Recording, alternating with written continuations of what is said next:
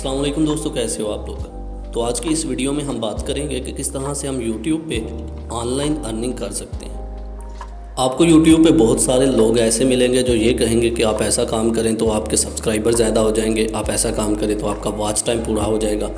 बिल्कुल सबकी बातों में ना आए।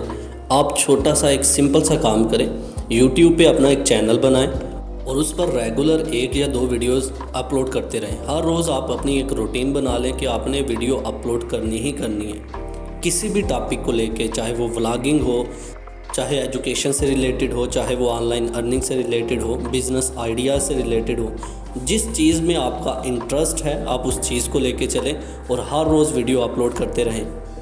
लगभग 1 साल तक आप ये ना सोचें कि आपने इस चैनल से कुछ लेना है। आप यही समझें कि आप किसी जगह पे इंटर्नशिप कर रहे हैं और 1 साल तक आपने काम करना ही करना है और रेगुलर रूटीन पे करें।